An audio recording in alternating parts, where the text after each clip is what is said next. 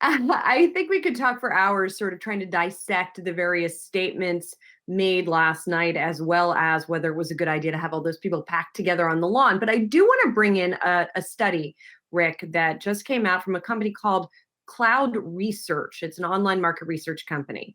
They found that almost 11% of Republicans, 10.5% of independents would not give their true opinion when polled on who they were voting for. What implications does this have in the wake of the RNC about how many votes President Trump's going to get? Well, this gets to the idea of the so-called shy Trump voter who supports Trump and wants to vote for Trump, but is not willing to tell pollsters that. So this might, in theory, explain why Trump is trailing fairly badly to Joe Biden in the polls. I'm a little bit skeptical, and I think a lot of political analysts are skeptical that there are shy Trump voters left. I mean, first of all, look at all the rallies, the MAGA rallies and everything else we see. Are those voters shy? No, they're not. The Botillas for Trump, are those voters shy? No, they're not.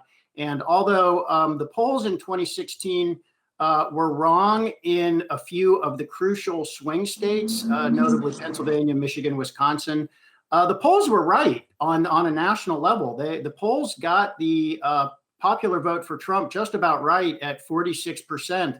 So if there were shy Trump voters in 2016, the pollsters found them and accounted for them accurately. There were other reasons, sort of technical reasons I won't go into for why those swing state polls were off, but most pollsters have fixed that.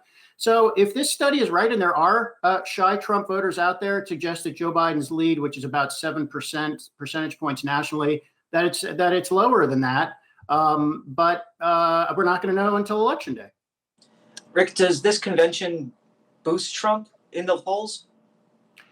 Most political analysts were not expecting either candidate to get the usual convention bounce, partly because of the weird format of the conventions remotely, and partly because there's so much partisanship. There are just not very many persuadable people left to say, oh, the Democratic or the Republican convention was so good, it convinced me, now I support Trump, or now I support Biden. And I'll say another thing about the Republican convention. I mean, my expectations were low going in for both conventions. I mean, these are infomercials, basically. I thought the Republican convention was really boring. And Trump's speech, honestly, I thought was dreadful. It went on for an hour and 20 minutes. That's 4 times longer than Biden spoke a week earlier when he accepted the nomination. It didn't finish until almost 11:30 p.m. Eastern time on Thursday. I mean, who was still watching?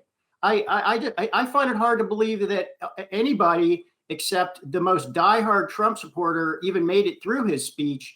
The bigger question is, will his threats of a public law and order meltdown if Joe Biden wins, will this convince anybody to vote for Trump rather than Biden? I don't know. I mean, it's what his base wants to hear, but I don't know that it's going to persuade the 5 to 8% of voters who might still be persuadable.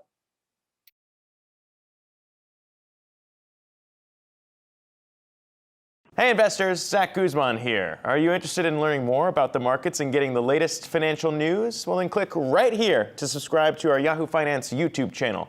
Get the latest up-to-the-minute market analysis, big interviews in the world of finance, and information on how to manage your money every day wherever you are.